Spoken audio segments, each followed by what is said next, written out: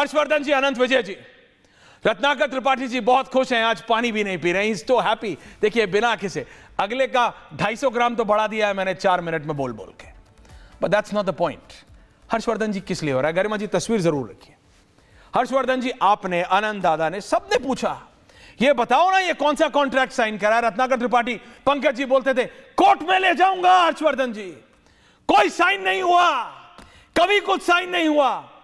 अब वही पंकज जी बोलेंगे मेरा छोड़ो अपना बताओ ये बीजेपी में क्या साइन हुआ है। और हर बार, और जो मेरा रिपोर्टर गणेश बोल रहा है बिल्कुल ठीक, हर बार प्रेस रिलीज आती थी, प्रेस विज्ञप्ति आती थी, इस बार नहीं आई। अगर नड्डा जी से राष्ट्रीय अध्यक्ष, कार्यकारी अध्यक्ष किसी से तो मिलते हैं, लेकिन दिखाने के लिए पीछे तस्वीर लगा दी। नड्डा जी को तो लगाई, प्रधानमंत्री की भी लगा दी। हर्षवर्धन जी ये क्या हो रहा है? ऐश्वर्या जी, चूंकि मैं तो फील्ड में रिपोर्टर अभी नहीं हूं, तो चूंकि रिपोर्टर बता रहे हैं तो वो जानकारी मुझे नहीं है, लेकिन एक लाइन में शुरुआत, सबसे पहली बात, बैड पॉलिटिक्स, बैड ऑप्टिक्स। दो देशों में पार्टियों के बीच में मिलना, पार्टियों के बीच में बातचीत करना, पार्टियों का डेलीगेशन जाना, ये रेगुलर प्रोसेस है और इस पर किसी को कभी कोई एतराज भी नहीं होता है। आपको अगर किसी भी डेमोक्रेटिक प्रोसेस में आपको जाना है तो भले चाइना में डिक्टेटरशिप है, वन पार्टी डेमोक्रेसी वो बोलते हैं, लेकिन आपको जाना पड़ेगा, ये कोई मतलब चौंकाने वाली बात नहीं। लेकिन जिस समय हम दुनिया में जिसको कहते हैं कि चेंजिंग वर्ल्ड ऑर्डर में हम काम कर रहे हैं, भारत की भूमिका जिस तरह से बदल रही है, उसमें इस तरह की जो तस्वीरें आती हैं तो फिर वो लोगों को अच्छी नहीं लगती हैं। और मतलब मेरे तो मन में ये सवाल सबसे पहला आया, इससे भारतीय जनता पार्टी को आज की तारीख में क्या हासिल होने जा रहा है? क्या हम बहुत हड़बड़ी में भारतीय जनता पार्टी को देख रहे हैं? क्या कुछ जल्दबाजी हो गई है क्या? क्योंकि चाइना इतना भरोसेमंद कब से हो गया? अभी तो हम सीपीईसी पर हमारे विदेश मंत्रालय के प्रवक्ता ने सवाल खड़ा किया है। अभी तो हमने कहा कि शक्सगाम वैली में जो काम हो रहा है वो अवैध है, चीन उधर से काउंटर कर रहा है। और चीन पर इतनी जल्दी कोई भी भरोसे की बात, अगर पार्टी का डेलीगेशन जाना है तो पार्टी का डेलीगेशन जा सकता है, लेकिन इस तरह के जब तस्वीर आते हैं, हालांकि मेरी जानकारी में कोई एमओयू जैसी चीज नहीं हुई है, कोई एमओयू नहीं हुई है जैसा 2008 में कांग्रेस के साथ हुआ था, ऐसा कोई एमओयू नहीं हुआ। पंकज शर्मा जी आज तक मना करते हैं हर्षवर्धन जी, लेकिन अब आप मुंह कैसे बंद करेंगे रत्नाकर त्रिपाठी का? वो बोलेंगे मेरा मिला तो तेरा भी मिला, काम खत्म। नहीं ऐश्वर्या जी देखिए, नहीं हर्षवर्धन जी एक मिनट के लिए, गरिमा कहना है both pictures. Harshvardhan ji, Anand Dada, Ratnakar Tripathi, me, Pankaj Sharma in both picture. Rohit और अनुराग जी के पास मैं बाद में आ रहा हूं। ये दो तस्वीरें मैं चला रहा हूं, एक तरफ राहुल गांधी, एक तरफ अरुण सिंह। अरुण सिंह जी को क्या जल्दबाजी थी? अगर नड्डा जी मिलते, नितिन नवीन मिलते तो मैं मानता कि ऑर्गेनाइजेशनली हुआ है। मैं आ रहा हूं दादा, मैं आ रहा हूं, पर आप मुझे बात बताइए, कहना है Rahul Gandhi picture also Garima on है?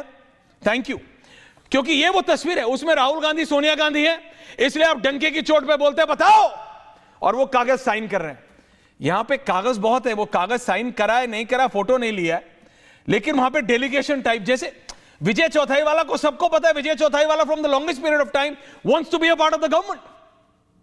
उनको मौका तो कुछ नहीं है बीजेपी में, यहां के अरे डेलीगेशन लेवल टॉक्स होती हैं, जैसे हर्षवर्धन जी, आनंद दादा, उसका इतना शौक है तो 166 देश है दुनिया में, किसी और देश से कर लेते हैं। जरूरी है चाइना से करना है? जरूरी है अपनी भद पिटवानी है? किस लिए हर्षवर्धन जी? और पीछे वो एलसीडी पे जगत प्रकाश नड्डा और प्रधानमंत्री की तस्वीर और लगा दी, बैठे बैठाए कांग्रेस को मसौदा दिया 1 हफ्ते का कि रत्नाकर त्रिपाठी छुट्टी पे चले जाएं, कंबल ओढ़े और सो जाएं, ठंड बहुत हो रही है। वैसे ही होता रहेगा जो होना। वैसे तो रत्नाकर भाई तो काशी में है, हमारे यहाँ उत्तर प्रदेश में कांग्रेस सोई ही है, उसको डिस्टर्ब मत कीजिए। लेकिन मैं फिर से दोहरा रहा हूं, बैड पॉलिटिक्स, बैड ऑप्टिक्स। जिसने भी ये सोचा ये बहुत गलत है। लेकिन एक बात मैं कहूं, आपने कहा कि भाई रत्नाकर जी कहेंगे कि भाजपा वाला भी दिख रहा है, अब भारतीय जनता पार्टी के लोग तो उसका जवाब देंगे, लेकिन भैया दोनों में जमीन आसमान का फर्क है। वहां राहुल जी और सोनिया जी साक्षात स्वयं सब कुछ कर रहे हैं, यहां कोई कुछ कर नहीं रहा। यहां डेलीगेशन आया, मिला, उसकी फोटो जारी हुई और ये सब खुलेआम हुआ है। वहां तो आज तक नहीं पता चला कि भाई कौन सा एमओयू था जिसमें आज के शी जिनपिंग तब पीछे खड़े हुए थे। कौन सा वो एमओयू था भाई?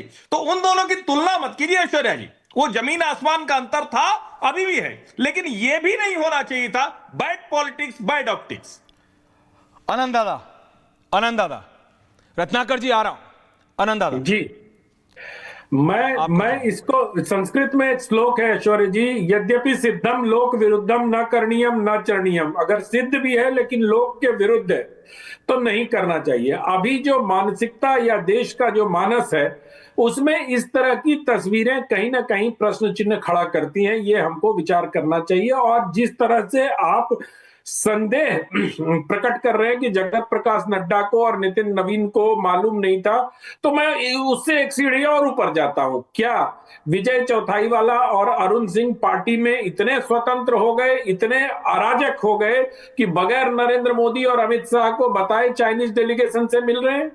मुझे थोड़ा सा शक होता है इसमें, क्योंकि अगर वहां से वहां तक नहीं भी बात गई होगी तो पार्टी अध्यक्ष से जरूर परमिशन ली गई होगी, क्योंकि चीन का डेलीगेशन अगर भारतीय जनता पार्टी के केंद्रीय कार्यालय के परिसर में कदम रख रहा है तो इसकी जानकारी अगर जगत प्रकाश नड्डा जी को नहीं है तो मुझे तो भाई फिर कुछ नहीं कहना है। फिर तो संगठन का ईश्वर ही मालिक है। सिर्फ विजय चौथाईवाला और अरुण सिंह जी क्या देखते हैं? संगठन में शायद कार्यालय देखते हैं, वो कार्यालय और जितनी तरह की सूचनाएं होती है जी। तो मुझे नहीं लगता है। लेकिन एक और बात मैं कहना चाहता हूं इसमें, एक चीज ध्यान देने वाली बात है कि टाइमिंग। डोकलाम के समय चीन के एम्बेसडर से मिलना, और इस बदली हुई परिस्थिति में जब भारत अमेरिका के साथ एक तरह के टैरिफ के तनातनी में उलझा हुआ और अमेरिका को कोई संदेश देने का प्रयास, अगर, हालांकि मुझे नहीं लगता है कि अरुण सिंह जी और विजय चौथाईवाला भी इतनी दूर तक सोच पाए होंगे, लेकिन अगर सोच लिया होगा तो ये कदम कहीं कोई संदेश देने की कवायद तो नहीं है। मुझे कोई जानकारी नहीं है कि इस मीटिंग में क्या हुआ, कैसे हुआ, लेकिन फिर भी मेरा मानना है कि ये टाइमिंग सही है मिलने का। क्यों? क्योंकि अमेरिका से जिस प्रकार के टैरिफ का तनातनी चल रहा है उसमें क्या भारत सरकार या भारत की तरफ से कोई, भारत सरकार को अगर एक मिनट के लिए छोड़ भी दिया जाए क्योंकि सरकारी कोई व्यक्ति इसमें है नहीं, तो क्या भारतीय जनता पार्टी अपने क्रियाकलापों से अमेरिका को कोई संदेश देना चाह रही है कि हम चीन के करीब जा सकते हैं एक वर्किंग रिलेशन हम में? बात कर चुके हैं, दुश्मन का दुश्मन समय आने पे दोस्त होता है जी। वो that is a strategic move. वो एस जयशंकर करें, वो सरकार के लेवल पे हो। मुझे बताइए ना कि दुनिया की सबसे बड़ी पार्टी बीजेपी को 5 ऐसी चीजें, आप दोनों महानुभाव बता दीजिए मुझे, जो सीपीसी से सीखना हो, कि जो बीजेपी को चाइनीज कम्युनिस्ट पार्टी से सीखना हो, कम्युनिस्ट पार्टी ऑफ चाइना से सीखना हो। मुझे बता दीजिए। हर्षवर्धन जी हंस रहे हैं। दादा बताइए 5 चीजें सरकार करे, एस जयशंकर करे, एमओएस करे, ब्यूरोक्रेट करे, फॉरेन ऑफिस करे, वो लंबी सी टेबल पे बैठना है, डेलीगेशन लेवल टाइप फोटो खिंचवानी है। What are you getting out of it? मिला क्या आपको? ढाक के 3 पात, फोटो और लगा ली पीछे। हर्षवर्धन जी, रत्नाकर जी आ रहा हूं, पंकज शर्मा जी आ रहा हूं इसके बाद। देखिए, मैं एक दूसरी बात आपको बताता हूं जी बताएं। और इससे जुड़ी हुई सीधे नहीं है लेकिन बहुत गंभीर बात। हाँ, गंभीर बात करते हैं। भारत और चीन के रिश्ते इस स्तर तक अभी नहीं सुधरे हैं कि हम उसको दुश्मन की बजाय दोस्त देश मानने लगे, नंबर 1। लेकिन रणनीतिक तौर पर जब हमने जो कुछ किया, जैसे उदाहरण के लिए कैलाश मानसरोवर खुला, तो इस सरकार के या नेशनलिस्ट एजेंडे पर काम करने वाले कितने जर्नलिस्ट कैलाश मानसरोवर गए, या चाइनीज विदेश मंत्रालय ने एंटी इस पूरे नैरेटिव के जो लोग काम करते हैं उनको वो लेकर गए? उनका नाम सबको पता है। तो एक्सटर्नल अफेयर्स पर, विदेश नीति के तौर पर मोदी सरकार बहुत अच्छा काम कर रही होगी, लेकिन नैरेटिव के मोर्चे पर कहां विदेश मंत्रालय काम कर रहा है? विदेश मंत्रालय के अधिकारी, विदेश मंत्रालय के लोग, उस डेस्क पर बैठे हुए लोग, वहां जो भी विदेशों का काम देखने वाले हैं, वो अभी भी पुराना वाला जो कॉकस है, पुराना वाला जो नेटवर्क है, उसी के लिहाज से चलते हैं। तो अंत में आपका नैरेटिव कहां बन रहा है, ये सवाल